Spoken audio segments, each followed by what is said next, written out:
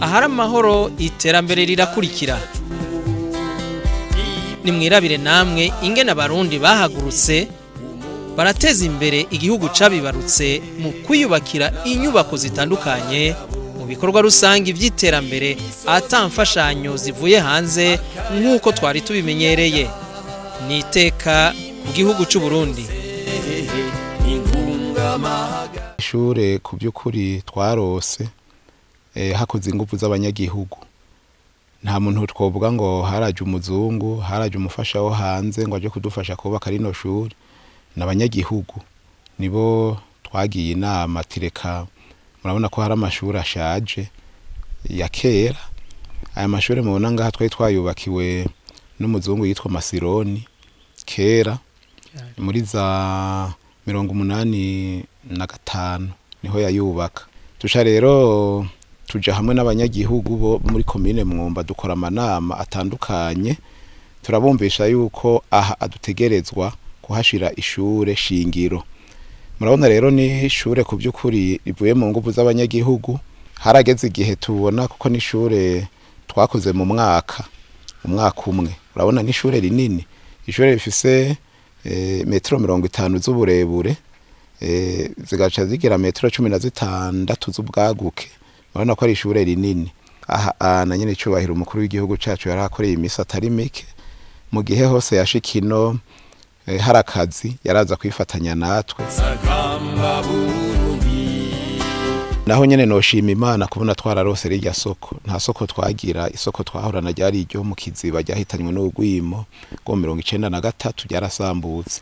Niho rero twaca tugira umugambi dukoranya abanyagihugu n'abadandaza mu mashira hamwe, turafashanya kugira twubake rirya soko. Naho nyene ni isoko ryubatswe n'abanyagihugu. Soko ni isoko rinini rigizwe n'utuzu two kudandariza mu 248. Ni isoko uko twabitegekanije rizodandarizwamwe ibintu bitandukanye.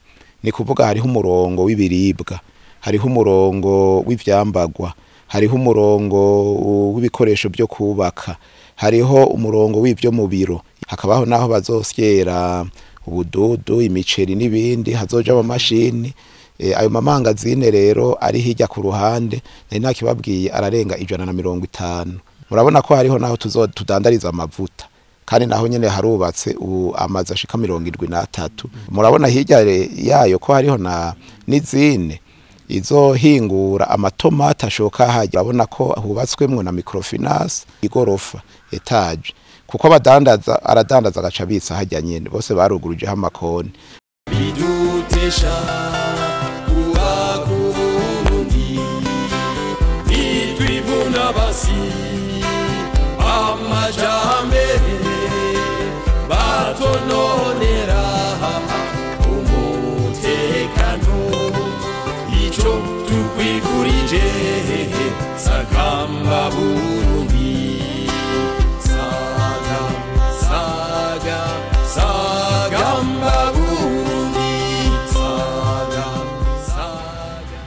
Iyi diocese itangura yatanguye hari urwo rusengero, mugabo kandi abakristo bari bagize imigabo n'imigambi yo kwiyubakira urusengero runini, kuko bari bamaze kumva ko hagiye kuvuka diocese ngaha mu Rumonge.